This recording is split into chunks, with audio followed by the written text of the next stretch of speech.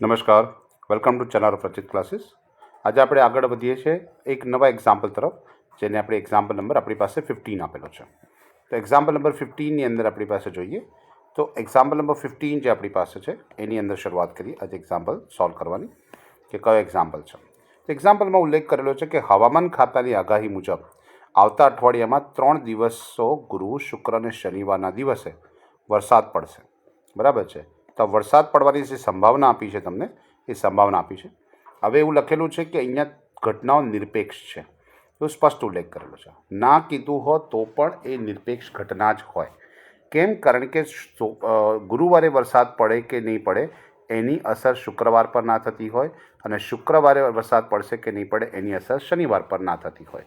એને એકબીજા સાથે કોઈ સંબંધ નથી. 3 સ્વતંત્ર ઘટના છે, અને જ્યારે સ્વતંત્ર ઘટના હોય ત્યારે જ આ નિરપેક્ષ ઘટનાઓ છે એમ કહી શકાતું હોય છે.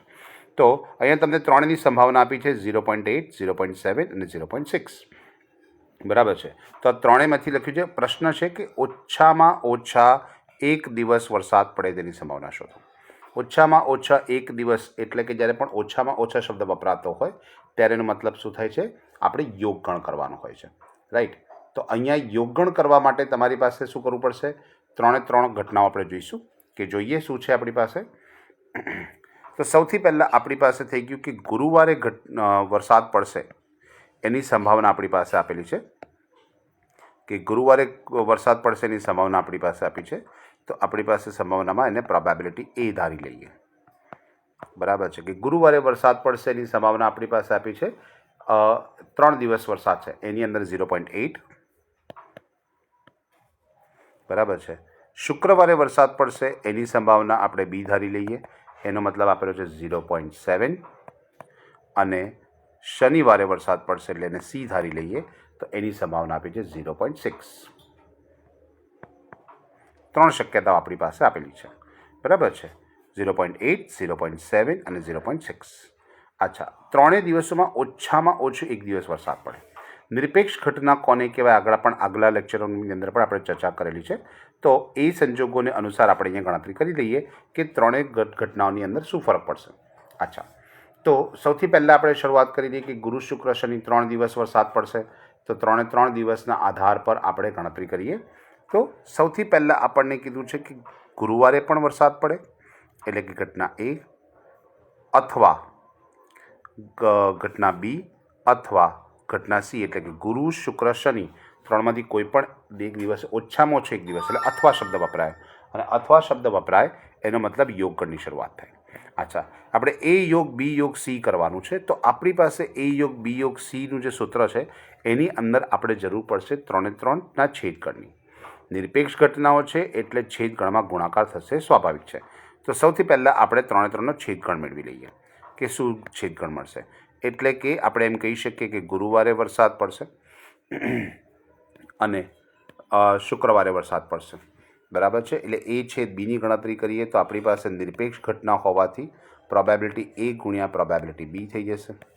બરાબર છે. એટલે કે 0.8 ઇન્ટુ 0.7. રાઈટ. આપણી પાસે એટલે 8 × 56 એટલે 0.56. બરાબર. બીજી ઘટના આપણી પાસે છે કે ઘટના બી છેદ સી, એનો મતલબ શુક્રવારે વરસાદ પડે અને શનિવારે વરસાદ પડે એનો મતલબ 0.7. બરાબર, ગુણ્યા 0.6 પ્રોબેબિલિટી બી ગુણ્યા પ્રોબેબિલિટી સી. બરાબર છે. એટલે 6 × 42 એટલે 0.42. અને ત્રીજી ઘટના આપણી પાસે થઈ જશે કે સી છેદ એ, એટલે કે આપણે શનિવારે પણ વરસાદ પડે અને ગુરુવારે પણ વરસાદ પડે એવી સંભાવના શોધી કાઢીએ. એટલે 0.8 અને ગુણ્યા 0.6 આપણે લઈ લઈએ એટલે 8 × 48 એટલે કે 0.48 એટલે કે 48. 3ની છેદગણ આપણે અલગથી શોધી લીધું છે. શોધી શકાય 3નું ભેગું પણ શોધી શકાય. હવે આપણો જે પ્રશ્ન છે તે ગુરુવારે વરસાદ પડે અથવા શુક્રવારે વરસાદ પડે અથવા શનિવારે વરસાદ પડે. જ્યારે એ યોગ બી યોગ સી શોધવાનું હોય ત્યારે સૂત્ર આપણી પાસે છે પ્રોબેબિલિટી એ પ્લસ પ્રોબેબિલિટી બી પ્લસ પ્રોબેબિલિટી સી. બરાબર છે. અને 3નો છેદગણ માઇનસ કરીએ છીએ. માઇનસ પ્રોબેબિલિટી એ છેદ બી, બરાબર છે, માઇનસ પ્રોબેબિલિટી બી છેદ સી, માઇનસ પ્રોબેબિલિટી સી છેદ એ, અને પ્લસ આપણે કરી દઈએ પ્રોબેબિલિટી A/B/C, 3 વસ્તુ આપણી પાસે જોઈએ. તો આના પ્રમાણે આપણે ગણતરી કરવા જઈએ તો શું થાય? તો સૌથી પહેલાં પ્રોબેબિલિટી A આપણી પાસે 0.8 આપેલું છે, વત્તા 0.7 વત્તા 0.6, 3 વસ્તુ થઈ ગઈ. એની અંદર આપણે માઇનસ કરી દઈશું પ્રોબેબિલિટી A/B, એટલે કે 8×56 -56 -0.42, B/C -0. આપણે ગણીએ 0.48 અને પ્લસ કરવું પડે આપણે 3/3નો છેદગણ, એટલે કે 0.8 ગુણ્યા 0.7 અને ગુણ્યા 0.6, એટલે 3/3નો સમાવેશ થાય. રાઈટ. આપણે 3/3 ઘટનાઓને જોડે ગણતરી કરવી પડશે. તો આની અંદર આપણી પાસે જવાબ જોઈએ તો 3/3નો જવાબ આવશે 0.336. બરાબર છે. 8×56 અને 56 ગુણ્યા 6 કરી દઈએ એટલે 56 × 6 336, અને બધામાં એક એક ડેસિમલ છે એટલે 0.3 બરાબર છે, એટલે 0.336. એટલે આપણે અહીંયા પ્લસ કરી દઈશું 0.336. રાઈટ. આપણે 3/3 વસ્તુ લઈ લીધી. ચલો હવે આગળ ગણતરી કરીએ. તો આપણી પાસે કેલ્ક્યુલેશન કરવા જઈશું તો આપણી પાસે જવાબ શું મળી જશે? બધા 3/3ની જો જવાબની શરત કરીએ તો આપણો આપણી પાસે જે જવાબ આવશે 0.976 0.976. આટલી સંભાવના છે કે 0.976 કે ગુરુ શુક્ર શનિ 3માંથી એક દિવસ આપણી પાસે વરસાદ પડે તેની સંભાવના આપે છે. આગળ વધીએ. શબ્દ છે કે એક્ઝામ્પલ નંબર 16, કે 2 સમતોલ પાસા ઉછાળવામાં આવે છે. એક પર છાપ મળશે, એક પર કાંટો મળશે, અને ઓછામાં ઓછી એક છાપ મળે તેની સંભાવના શોધો. બંને પ્રશ્ન છે. તો બંને પ્રશ્નને આપણે પહેલાં ગણતરી કરી લઈએ. જ્યારે આવો સરળ એક્ઝામ્પલ હોય ત્યારે એના માટે સરળ જ ઉપાય આપણે શોધી કાઢીશું. સૌથી પહેલાં તો આપણી પાસે જે ઇન્ફોર્મેશન આપી છે 2 સમતોલ સિક્કા છે, એટલે આપણી પાસે યુ સાર્વત્રિક ગણ આપણે જોઈ લઈએ. 2 સિક્કા હોય તો એની ઉપર આપણને હેડ કે ટેલ શું મળી શકે? તો 2 સિક્કા છે, કાં તો બંને પર હેડ મળશે આપણને, કાં તો બંને પર ટેલ મળશે, કાં તો હેડ અને ટેલ મળશે, કાં તો ટેલ અને હેડ મળશે. 4 શક્યતાઓ છે. અચ્છા, એમાં આપણને પ્રશ્ન કર્યો છે કે જે પ્રશ્ન છે એની અંદર આપણને પહેલો પ્રશ્ન એવો કર્યો છે કે ઘટના એ, તો ઘટના એ આપણી પાસે આપી છે એક છાપ અને કાંટો મળે. એક છાપ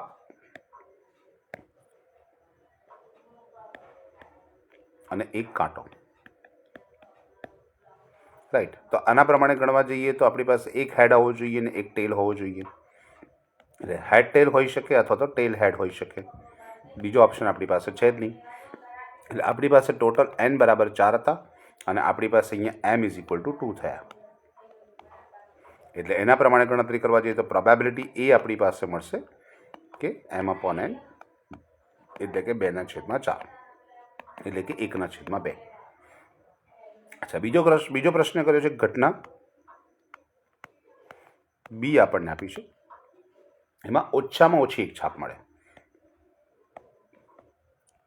ઓછામાં ઓછી એક છાપ. છાપ એટલે કે હેડ. બરાબર છે. તો ઓછામાં ઓછી એક છાપ મળે એટલે પહેલાં તો એક છાપ મળેની સંભાવના શોધી કાઢો. એટલે એક હેડ મળે એટલે હેડ ટેલ હોઈ શકે, કાં તો ટેલ હેડ હોઈ શકે, કાંટો અને છાપ હોઈ શકે, અથવા તો છાપ અને કાંટો હોઈ શકે. એટલે એક વખત હેડ પડેલી સંભાવના તો આવી ગઈ.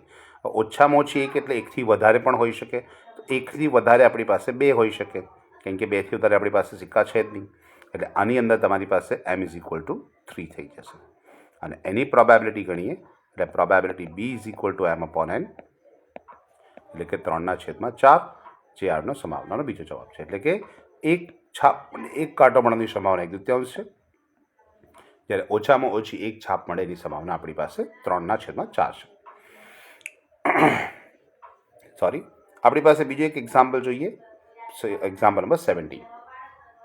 તો 17મા દાખલાની અંદર આપણી પાસે જે ઉલ્લેખ કર્યો છે કે ઋત્વા શબ્દના બધા જ અક્ષરોની મદદથી તમામ ગોઠવણીમાં આર પ્રથમ સ્થાને આવે તેની સંભાવના શોધો. અચ્છા, અહીંયા આગળ ગોઠવણીનો વાત આવે છે એટલે ગોઠવણીના પ્રશ્ન આપણે જોઈએ. ઋત્વા આપણી પાસે સ્પેલિંગ છે આર UTVA ઋત્વા. હવે આના માટે આપણે 5 જગ્યાઓ બનાવી દઈએ. 1 2 3 4 ને 5. અને આ 5 જગ્યાઓમાં આપણને કીધું છે કે પહેલા સ્થાન પર તો આર જ આવવો જોઈએ, બરાબર છે. બાકીના 4 સ્થાન પર તમે કોઈ પણ 4 અક્ષરો ગોઠવી શકો છો એ ઉલ્લેખ કરેલો છે. એટલે આપણે અહીંયા આગળ ગોઠવણ શબ્દ આવે ને, ગોઠવણ શબ્દ જ્યારે પણ વપરાશે ત્યારે NPRનો ઉપયોગ થશે, બરાબર. NCRનો ઉપયોગ ક્યારે થાય? જ્યારે ગોઠવણ શબ્દ નહીં અને ક્રમનું મહત્ત્વ હોય. એટલે કે અહીંયા આગળ ક્રમચય અને સંચયની અંદર આપણે અહીંયા ક્રમનું મહત્ત્વ છે એટલે કે ગોઠવણ શબ્દ છે. સંચયની વચ્ચે પસંદગી શબ્દ વપરાય, પસંદગી શબ્દ વપરાય ત્યારે આપણે NCRનો યુઝ કરતા હોઈએ, બરાબર છે. અહીંયા આગળ પસંદગી શબ્દનો ઉલ્લેખ નથી કર્યો, એ ગોઠવણ શબ્દ છે એટલે આપણે અહીંયા આગળ NPRનો યુઝ કરીશું, બરાબર છે. તો સૌથી પહેલાં અહીંયા આગળ જોઈએ કે આપણી પાસે 5 જગ્યા છે એટલે 5 સ્થાન છે આપણી પાસે. એની પર આપણે 5 મૂળાક્ષર ગોઠવવાના છે. એનો મતલબ 5P5 થાય અને 5P5ના નિયમ પ્રમાણે 5 ફેક્ટોરિયલ થઈ શકે અને 5 ફેક્ટોરિયલનું પરિણામ આપણી પાસે મળશે 120. 5 ફેક્ટોરિયલ તમને ખબર જ હશે કે 5 ફેક્ટોરિયલનો મતલબ થાય 5 × 4 × 3 × 2 × 1 1 સુધી આપણે લઈ જવાના હોય એટલે 5 ચોક 20, 20 તારી 60, 60 × 120, 120. અચ્છા, હા તમારી પાસે n થઈ ગયો કે n = તમારી પાસે 5 ફેક્ટોરિયલ છે અને 5 સ્થાન પર 5 મૂકવાના છે. હવે આપણે લઈએ ઘટના પ્રમાણે. તો ઘટના એ પ્રમાણે આપણી પાસે જોવા જઈએ તો પ્રથમ સ્થાન જે આપણી પાસે છે, બરાબર છે. પ્રથમ સ્થાનની વાત કરીએ તો પ્રથમ સ્થાન આપણી પાસે પ્રથમ સ્થાન પર એ મૂકવાનું છે અને અન્ય 4 સ્થાન પર અન્ય 4 સ્થાન છે એની પર 4 સંખ્યા મૂકવાની છે એટલે કે 4 મૂળાક્ષર મૂકવાના છે. એટલે પહેલી વાત કરી કે આપણે પ્રથમ સ્થાન માટે આપણી પાસે એક જગ્યા છે, બરાબર. અને આપણી પાસે મૂળાક્ષર પણ ખાલી એક જ છે. એનો મતલબ થાય 1P1 અને શબ્દ વાપર્યો છે એટલે ગુણાકારનો ઉપયોગ કરીશું. અને 4 જગ્યા છે આપણી પાસે 1 2 3 4, બરાબર છે. અને આપણી પાસે UTV અને એ આપણી પાસે 4 મૂળાક્ષર છે એટલે કે 4P4 કરી દઈશું. 1P1નો મતલબ થાય 1 ફેક્ટોરિયલ એટલે કે 1 થશે અને 4P4નો મતલબ થાય 4 ફેક્ટોરિયલ. અચ્છા, 4 ફેક્ટોરિયલની કિંમત આપણી પાસે છે કે 4 ફેક્ટોરિયલની કિંમત થાય 4 × 3 12 2 24 1 24 એટલે આપણી પાસે ટોટલ 24 સંખ્યા આવશે. એટલે કે જો પ્રોબેબિલિટી એ વાત કરીએ તો આપણી પાસે ઋત્વા શબ્દ ગોઠવવા માટે m/n એટલે કે 24 મૂળાક્ષરો છે અને છેદમાં આપણી પાસે કુલ 120 સંખ્યા છે. એટલે આપણી પાસે મળે 24 × 5 = 120. એનો મતલબ 1/5 જવાબ આપણી પાસે મળશે, રાઈટ. તો આ આપણી પાસે ભાંગેલી જે સંભાવના છે કે ઋત્વા શબ્દમાં આર પ્રથમ સ્થાને આવે અને બાકીના અન્ય સ્થાન પર આવે એની સંભાવના આપણી પાસે 1/5 છે. અચ્છા, આગળ જોઈએ એક્ઝામ્પલ નંબર 18.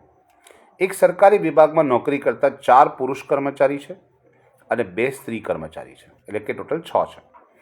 વારાફરતી એક પછી એકને તાલીમ માટે કેન્દ્રમાં મોકલવામાં આવે છે એટલે કે ટ્રેનિંગમાં મોકલવામાં આવે છે. બંને સ્ત્રી કર્મચારી ક્રમશઃ તાલીમ માટે જાય તેની સંભાવના આપણને શોધવાની કીધી છે, બરાબર છે. તો આપણે સૌથી પહેલાં તો આપણે એ ગણવાનું છે કે ક્રમશઃ એક પછી એક જશે એટલે આપણું ફાઇનલ છે. પહેલાં જોઈ લઈએ કે આપણે એને કેવી રીતે ગણતરી કરીશું. તો આપણી પાસે જે ક્વેશ્ચન છે, ક્વેશ્ચનની અંદર એક્ઝામ્પલ નંબર 18 જોઈ લઈએ તો એની અંદર આપણી પાસે 4 પુરુષો છે એટલે કે 4 મેલ છે અને 2 ફિમેલ છે, રાઈટ. અને આપણને એવો પ્રશ્ન કરેલો છે કે 4 પુરુષોની અંદર અને આની અંદર પણ આપણે ગોઠવણ જ કરવાની છે, બરાબર. બધાને આપણે ક્રમશઃ મોકલવાના છે એટલે કે ટર્મ બાય ટર્મ એક પછી એક. એટલે ટોટલ આપણી પાસે એમ કહેવા જઈએ તો આપણી પાસે કુલ 6 છે એટલે કે કુલ 6 વ્યક્તિને તાલીમ માટે મોકલવાના છે. 6 વ્યક્તિને તાલીમ માટે મોકલવા એટલે 6 વ્યક્તિને તાલીમ માટે મોકલીએ એનો મતલબ થાય 6P6. એનો મતલબ થાય 6 ફેક્ટોરિયલ. અચ્છા, હવે તમને એવું કીધું છે કે પ્રશ્નની અંદર એ ઉલ્લેખ કરેલો છે કે 2 સ્ત્રી કર્મચારી છે અને એક પછી એક બરાબર છે તાલીમ માટે કેન્દ્રમાં મોકલવામાં આવશે. ક્રમશઃ બંને સ્ત્રી કર્મચારી તાલીમ માટે જાય એટલે કે 2 સ્ત્રી કારીગર જોડે જશે એટલે એક સ્ત્રી જશે પછી બીજી સ્ત્રી જ જશે એવો ઉલ્લેખ કરેલો છે. તો એના માટે આપણી પાસે એમ જઈએ કે ભાઈ પહેલાં એક મેલ જશે, બીજો મેલ બરાબર છે, ત્રીજો મેલ એટલે કે ત્રીજો પુરુષ અને ચોથો પુરુષ, અને ફિમેલ ને ફિમેલ છે એ જોડે જશે એટલે કે એક પછી જશે. તો આપણે આને એક ગ્રુપ બનાવી દઈએ બરાબર છે. ઓકે, 6 ફેક્ટોરિયલની આપણે કેલ્ક્યુલેશન કરવાની રહી ગઈ. 120 ગુણ્યા આપણે 6 કરી દઈશું એટલે 720 થઈ જશે. તો 6 ફેક્ટોરિયલની કિંમત 720. અચ્છા, 6 ગુણ્યા 5 ગુણ્યા 4 ગુણ્યા 3 ગુણ્યા 2 ગુણ્યા 1. અચ્છા, હવે અહીંયા આગળ આપણી પાસે એવું થઈ ગયું કે 2 છોકરીઓ છે, જે 2 ફિમેલ છે, 2 મહિલાઓ છે, એનું આપણે એક ગ્રુપ બનાવી દઈએ. એટલે 2 મહિલાનું એક ગ્રુપ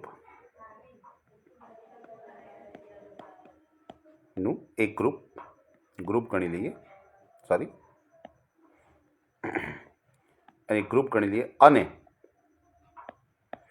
4 પુરુષો તથા એક ગ્રુપની ગોઠવણ એવો શબ્દ વપરાશે. હવે આને જોવા જઈએ તો 2 મહિલાનું એક ગ્રુપ બનાવ્યું છે એટલે આપણી પાસે 2 મહિલા છે અને એ લોકોનું ગ્રુપ બનાવ્યું છે એટલે 2P2, 2 મહિલા છે, 2 ટ્રેનિંગ માટેની જગ્યા છે બરાબર. અને શબ્દ વાપર્યો છે એટલે ગુણાકાર લઈ લઈશું આપણે એની અંદર. અને 4 પુરુષો અને એક ગ્રુપ એટલે ટોટલ 5 થઈ ગયા. આ 4ને એક આપણે 4 અલગ અલગ ગણીએ, 1 2 3 4, અને આખું એક ગ્રુપને એક ગણીએ એટલે 5 થઈ ગયા એટલે કે 5P5. એવી રીતે આપણે ગણતરી કરવાની, 5P5. તો આના પ્રમાણે ગણતરી કરો તો 2P2નો આન્સર આપણી પાસે થાય 2 ફેક્ટોરિયલ અને 5P5નો થાય 5 ફેક્ટોરિયલ. બંનેની કિંમત ગણી લઈએ. 2P2 એટલે 2 ગુણ્યા 1 એટલે 2, અને 5 માટે ગણીએ એટલે 5 ગુણ્યા 4 ગુણ્યા 3 ગુણ્યા 2 ગુણ્યા 1, એનો મતલબ 120. રાઈટ, એટલે 120 ગુણ્યા 2 એનો મતલબ થાય 240. 12 દુ 24. ઇટ્સ કોલ્ડ એમ. આ તમારી પાસે એમ થઈ ગયો. એટલે પ્રોબેબિલિટી જો જોવા જઈએ તો probability A is equal to M/N. તો તમારી પાસે ટોટલ 240 શક્યતાઓ છે કુલ 720માંથી કે જેની અંદર 2 પુરુષ મહિલાઓ સાથે છે, 2 મહિલાઓ સાથે જશે અને પુરુષો અલગ અલગ જશે. એટલે આપણી પાસે સૂત્રમાં ખબર છે કે 24 દુ 48 ને 24 તારી 72 બરાબર છે. એટલે અહીંયા આગળ 0 0 કેન્સલ કરીએ એટલે આપણી પાસે આન્સર મળશે 1/3, 1/3 બરાબર. 1/3 શક્યતા એવી છે કે જેની અંદર આપણને જવાબ મળી શકે છે. એટલે આપણે નીચે લખી લઈએ 1/3. 1/3 શક્યતા છે કે જેની અંદર આપણને તાલીમ માટે મોકલે ને 2 સ્ત્રીઓ હંમેશા જોડી જાય. ઓકે, નેક્સ્ટ ક્વેશ્ચન જોઈએ કે 19મા વર્ષમાં એટલે કે લીપ વર્ષમાં 53 ગુરુવાર હોય તેની સંભાવના શોધો. ઘણા બધા લોકો સાથે આની અંદર અલગ અલગ પદ્ધતિનો ઉપયોગ કરતા હોય છે. આપણે એક સરળ પદ્ધતિનો ઉપયોગ કરવા જઈ રહ્યા છીએ. જોઈએ તો સૌથી પહેલાં આપણે એક્ઝામ્પલની અંદર લઈએ કે ભાઈ આપણને એવું કીધું છે કે લીપ વર્ષની અંદર 53 ગુરુવાર હોય. અચ્છા, તો આપણે સૌથી પહેલી કેલ્ક્યુલેશન એવી કરી લઈએ કે લીપ વર્ષમાં દિવસોની સંખ્યા કેટલી. લીપ વર્ષના દિવસો તો આપણને ખબર છે કે સામાન્ય યરની અંદર 365 હોય છે, લીપ વર્ષમાં 366 દિવસ હોય છે. અચ્છા, એની અંદર લીપ વર્ષના પૂરા અઠવાડિયાની વાત કરીએ.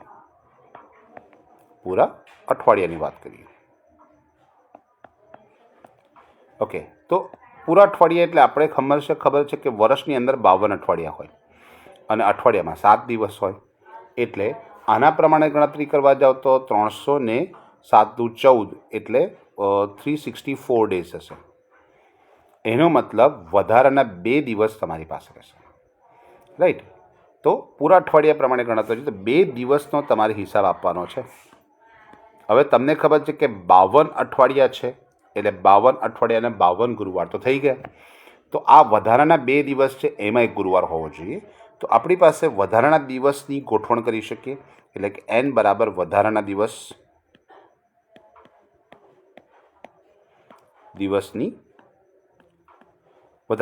કયા કયા હોઈ શકે. તો વધારાના દિવસ આપણે એમ કહીએ કે ભાઈ સોમવાર હોઈ શકે, મંગળ હોઈ શકે, બુધ હોઈ શકે, ગુરુ હોઈ શકે, શુક્ર હોઈ શકે, બરાબર છે, અને શનિ હોઈ શકે અથવા તો રવિ હોઈ શકે. આપણે 7 વખત છે એટલે n તમારી પાસે 7 થઈ ગયા. બરાબર, દેટ ઇઝ 7. હવે તમારી ઘટના જે છે એ ઘટના પ્રમાણે જોવા જઈએ તો આપણી પાસે એ ઘટનાના દિવસ પ્રમાણે ગણીએ તો આપણી પાસે જે ઘટના છે, ઘટના એ 52 દિવસની અંદર 52 અઠવાડિયાની અંદર 52 ગુરુવાર તો થઈ ગયા. આપણે 53મો છે એટલે કે વધારાનો દિવસ શું હોઈ શકે? અચ્છા, સોરી, અહીંયા આપણી પાસે વધારાના 2 દિવસ છે. સોરી, કેલ્ક્યુલેશનમાં ભૂલ થશે આપણી પાસે.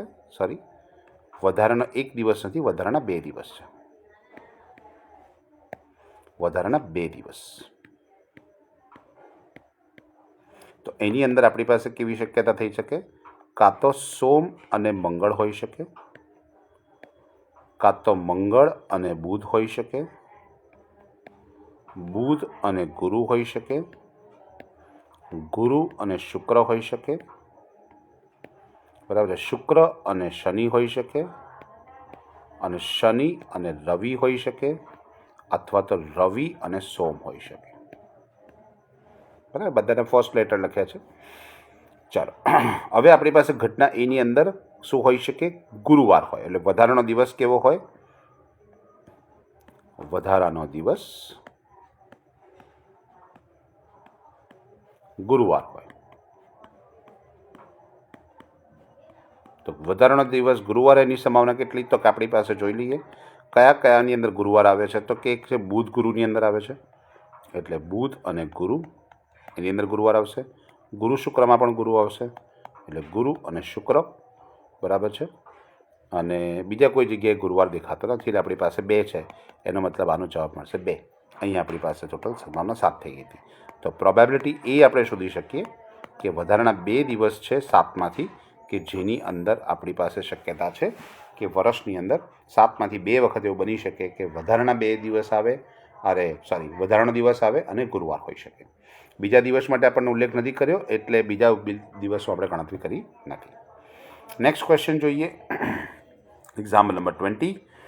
તો એક પેટીમાં કુલ 10 ચિઠ્ઠી છે અને આ 10 ચિઠ્ઠીઓની અંદર ફક્ત 3માં જ ઇનામ છે. કથન નામનો બાળક છે આ પેટીમાંથી યાદચ્છિક રીતે 2 ચિઠ્ઠીઓ પાડે છે. તો કથનને ઇનામ મળે તેની સંભાવના શોધો. રાઈટ, એટલે આપણી પાસે ટોટલ તો અહીંયા આગળ પસંદગી શબ્દ આવશે.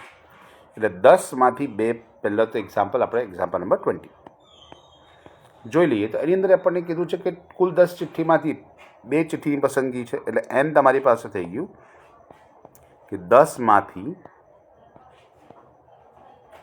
2ની પસંદગી.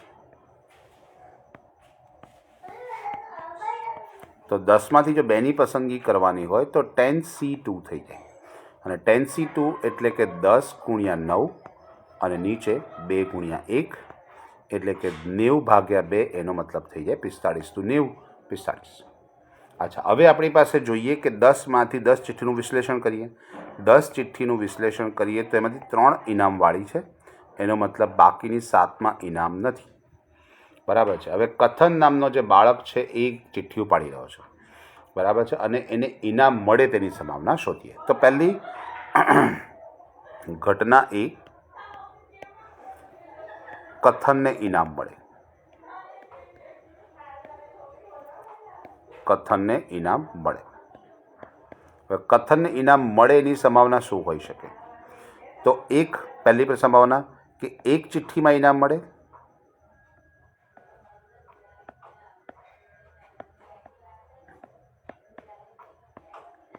અને બીજી સંભાવના અથવા 2 ચિઠ્ઠીમાં ઇનામ મળે. એટલે 2 ચિઠ્ઠી ઉપાડવાનો છે તો બંને ચિઠ્ઠીની અંદર એને ઇનામ મળે એ સંભાવના જોઈએ આપણે. તો અચ્છા, બંને વસ્તુમાં વિચાર કરવો પડે કે ધારો કે એક ચિઠ્ઠીમાં જ એને ઇનામ મળે છે, એનો મતલબ જે 3 જે ચિઠ્ઠી છે એ 3 ચિઠ્ઠીમાંથી એક ચિઠ્ઠી એ ઇનામવાળી ઉપાડશે, અને 7 ચિઠ્ઠી જે છે જેમાં ઇનામ નથી એવી એક ઉપાડશે. બરાબર છે. અથવા શબ્દ આવશે એટલે આપણે પ્લસ કરી દઈશું. પ્લસ, અહીંયા અથવા શબ્દનો ઉલ્લેખ કરેલો છે. 2 ચિઠ્ઠીમાં ઇનામ મળે એનો મતલબ જે પસંદગી કરવાની ચિઠ્ઠી છે, 3 ચિઠ્ઠી જે ઇનામવાળી છે એમાંથી 2ની પસંદગી કરશે, અને આ ના લખો હોય તો પણ ચાલે કે 7 ચિઠ્ઠી જે છે એમાંથી એક પણ ચિઠ્ઠીનો ઉપાડ નહીં કરે.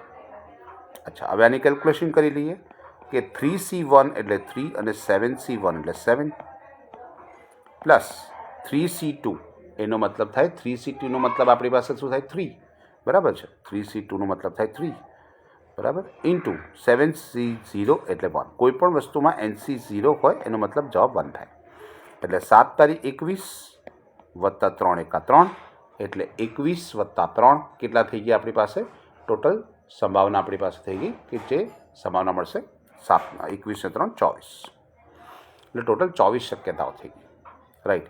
એટલે કે કથનને ઇનામ વડે તેની સંભાવના probability A is equal to જોવા જઈએ તો 24/, કુલ આપણી પાસે શક્યતાથી 45 એટલે 24/45, બરાબર છે. હવે આપણે એને જરાક સાદુરૂપ આપી દઈએ કે ભાઈ કયા તારી થશે તો 8 તારી 24 થઈ જશે અને 15 તારી 45 થઈ જશે.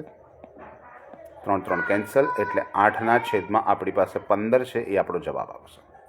એટલે આની શક્યતા એવી છે કે 24/45 આપણો જવાબ મળી શકે, રાઈટ. ચલો, એટલે અથવા બીજી ભાષામાં 8/15. નેક્સ્ટ ક્વેશ્ચન છે આપણી પાસે, ક્વેશ્ચન નંબર 21. આજના લેક્ચરનો છેલ્લો ક્વેશ્ચન આપણે લઈ રહ્યા છે, પછી વિભાગ ડી નેક્સ્ટ લેક્ચરની અંદર આપણે ચર્ચા કરીશું. તો 50 પ્રાકૃતિક સંખ્યાઓ છે અને એમાંથી યાદચ્છિક રીતે પસંદ કરેલી એક સંખ્યા, આપણે એક જ સંખ્યા પસંદ કરવાની છે. એ કેવી હોઈ શકે? 2 અથવા 3ની ગુણક હોવી જોઈએ, બરાબર. તો 50 પ્રાકૃતિક સંખ્યા આપણી પાસે છે. તો જોઈએ આપણે એક્ઝામ્પલની અંદર. તો એક્ઝામ્પલ નંબર 21 છે આપણી પાસે. તો એ 21 એક્ઝામ્પલની અંદર આપણી પાસે પહેલાં તો એ કહીએ કે 50 પ્રાકૃતિક સંખ્યાઓ છે. પ્રાકૃતિક સંખ્યા હવે લેખથી ચાલુ કરવું પડે. 1 2 3 ડેશ ડેશ ડેશ આપણે 50 સુધીની સંખ્યાઓ લખી નાખી. હવે ઘટના એની વાત કરીશું. તો ઘટના એ માટે આપણી પાસે લખેલું છે એ 2નો ગુણક હોય અને 2નો ગુણક હોય એટલે 2 વડે ભાગી શકાય તેવી સંખ્યા હોવી જોઈએ. એટલે આપણી પાસે કહીએ કે 2 4 6 એમ કરતાં કરતાં દઈશું તો 50ને પણ ભાગી શકાશે. એટલે અહીંયા આગળ તમારે જો છેલ્લી સંખ્યા શોર્ટમાં જો જોઈતું હોય કેટલા પરિણામ તો છેલ્લી સંખ્યા કેટલી છે 50, એને ભાગ્યા 2 કરશો એટલે 25, કુલ 25 સંખ્યાઓ મળશે. That is m is equal to 25. એનો મતલબ પ્રોબેબિલિટી એ તમારી પાસે થઈ ગયું કે 25/, અચ્છા અહીંયા n છે ટોટલ 50 છે એટલે 50 મળી જશે. એટલે m થઈ ગયું m/n, એનો મતલબ 25/50 એટલે 1/2. ઓકે. હવે બીજું હતું ઘટના બી. ઘટના બી લઈ લઈએ. તો ઘટના બી આપણી કહેશે કે 3નો ગુણક હોય, બરાબર છે. 3નો ગુણક હોય એટલે આપણે 3થી ચાલુ કરીએ. 3 3 દુ 6, 3 તારી 9. હવે એની અંદર આપણને ખબર છે કે 50 સંખ્યા તો છેલ્લી નહીં આવે, બરાબર છે. છેલ્લી સંખ્યા આપણી પાસે જો 49 લઈએ તો 49ને 3 વડે ભાગી શકાય. તો 3 એકા 3 બરાબર 19 થઈ જશે. અથવા તો આપણી બીજી ભાષામાં આપણે સાદી ચાવીનો ઉપયોગ કરીએ તો 9 ને 4 13. 3ના ઘડિયામાં ક્યારે પણ 13 આવશે નહીં. આપણી પાસે નિયમ તમને કદાચ યાદ ન હોય, હું તમને ફરી એકવાર યાદ કરાવી દઉં. જ્યારે પણ કોઈ સંખ્યાનો ગુણક શોધવો હોય તો એ સંખ્યા આપણે જો ભાગી શકાય એવું છે કે તો બંને અંકોનો સરવાળો કરવાનો. આપણી પાસે છેલ્લી સંખ્યા 49 છે. 50 તો પોસિબલ જ નથી, કારણ કે 50ની અંદર ગણીએ તો 50 એટલે 5 વત્તા 0, એનો મતલબ સરવાળો થાય 5 અને 5 3ના ઘડિયામાં ના આવે એટલે 50 સાથે ના ભાગાય. 49માં 4 વત્તા 9, 9 ને 4 13, 13 પણ 5 3ના ઘડિયામાં નહીં આવે એટલે એ પણ નહીં થાય. વાત આવશે 48, તો 48 થઈ જશે એટલે 4 વત્તા 8, 8 ને 4 12, 12 13 3ના ઘડિયામાં આવશે એટલે છેલ્લી સંખ્યા તમારી પાસે 48 આવશે. 12 ચોક 48, રાઈટ. તો આપણી પાસે આ જે કેલ્ક્યુલેશન છે, આ કેલ્ક્યુલેશન એક પદ્ધતિ છે જે તમને નાના ધોરણમાં એટલે કે 3જા 4થા ધોરણની અંદર શીખવાડવામાં આવી હતી, બરાબર છે. તો એ 3જા 4થા ધોરણની અંદર આપણી પાસે જે આપ્યું હતું એ નિયમ આપણે અહીંયા ફરી લગાવી દો 48. હવે 48 પ્રમાણે નિયમ જોડો તો અહીંયા આપણે કર્યું હતું 50/2. અહીંયા આગળ છેલ્લી સંખ્યા કેટલી છે 48 અને 3નો ગુણક છે એટલે ભાગ્યા 3 એટલે 16 તારી 48. એટલે આપણી પાસે આ સંખ્યા મળશે 16. એટલે m ઇઝ ઇક્વલ ટુ 16. એટલે પ્રોબેબિલિટી બી આપણી પાસે થઈ ગઈ, પ્રોબેબિલિટી બી થઈ ગયો આપણી પાસે 16/50. અચ્છા, હવે પ્રશ્ન એ થાય કે આપણને અથવા શબ્દ વાપરીશું. અથવા શબ્દ પર જ્યારે પણ વપરાય ત્યારે શું થાય? પ્રોબેબિલિટી એ આપણને કીધું હતું કે પ્રોબેબિલિટી એ અથવા પ્રોબેબિલિટી બી, એટલે કે 2નો ગુણક હોય અથવા 3નો ગુણક હોય, યોગગણ. હવે યોગગણ હોય ત્યારે આપણે છેદગણની જરૂર પડે. એટલે કે A છેદ B પણ આપણે જોઈશે. હવે A છેદ B શોધવા માટે આપણી પાસે શું ગણતરી કરીશું? પહેલાં છેદગણ શોધવો હશે તો આપણે છેદગણ શોધવા માટે લઈ લઈએ કે A છેદ B, પ્રોબેબિલિટી નથી લખતા આપણે, બરાબર છે. A છેદ B, A છેદ Bનો મતલબ શું થાય કે 2 અને 3નો ગુણક હોય, એટલે કે 2ના ઘડિયામાં પણ આવે ને 3ના ઘડિયામાં પણ આવે, એનો મતલબ કે 6નો ગુણક હોય, એને 6નો ગુણક કહેવાય. હવે 6ના ગુણક પ્રમાણે ગણવા જઈએ તો શું થશે? 6, 6 દુ 12, 6 તરી 18, બરાબર. એમ કરતાં કરતાં કહીશું તો આપણી પાસે થાય 12 છંગ 72, આપણે 50 સુધી જવાનું છે. 11 છંગ 66, 10 છંગ 60, 9 છંગ 54, બરાબર છે. આપણે 50 નીચે છે એટલે 8 સુધી ગણીએ એટલે 8 છંગ 48, એમાં પણ 48 આવશે, એટલે 8 છંગ 48, એનો મતલબ m ઇઝ ઇક્વલ ટુ 8 મળશે આપણને. એટલે કે પ્રોબેબિલિટી A છેદ B જોઈતું હોય આપણી પાસે તો 8ના છેદમાં 50. હવે આપણો પ્રશ્ન જે હતો તે કે ઘટના A બને એટલે કે 2નો ગુણક હોય અથવા 3નો ગુણક હોય, એટલે કે A યોગ B, એનો મતલબ probability A plus probability B minus probability A છેદ B. બધાના છેદ આપણે સરખા જ રાખીએ છીએ. હમણાં Aનો ગુણક હોય એની સંભાવના આપણી પાસે લીધી હતી. ઘટના A 1ના છેદમાં 2 એવું નથી લખતા, આપણે 25ના છેદમાં 50 લખીશું, એટલે અહીંયા લખી નાખીએ 25ના છેદમાં 50 વત્તા ઘટના B બને એનો મતલબ આપણી પાસે 3નો ગુણક હોય 16ના છેદમાં 50, એટલે 16ના છેદમાં 50 અને માઇનસ બંને ઘટના બને એટલે 8ના છેદમાં 50, એટલે આપણે અહીંયા આગળ 25 વત્તા 16 માઇનસ 8 છેદમાં 50 લઈ લઈએ. એટલે આપણે ગણતરી કરવા જઈએ તો કેટલા થાય? 16માંથી 8 માઇનસ કરીશું એટલે આપણી પાસે 8 રહી જશે અને 8 ને 5 13, એટલે 31ના છેદમાં 50 એ આપણો જવાબ આવશે. 31 અવિભાજ્ય સંખ્યા છે એટલે આપણે 31ને ભાગાકાર નહીં કરી શકીએ, તો 50માંથી કુલ એવી 31 સંખ્યાઓ મળી શકે કે જે સંખ્યા 2 અને 3 બંનેનો ગુણક હોઈ શકે. તો વિભાગ Cના આપણે 21 જેવા દાખલા 3 વિડીયોની અંદર આપણે બનાવવાનો પ્રયત્ન કર્યો છે. વિભાગ D જે આપણી પાસે છે એ આપણે નેક્સ્ટ લેક્ચરની અંદર એની અંદર ડિસ્કસ કરીશું.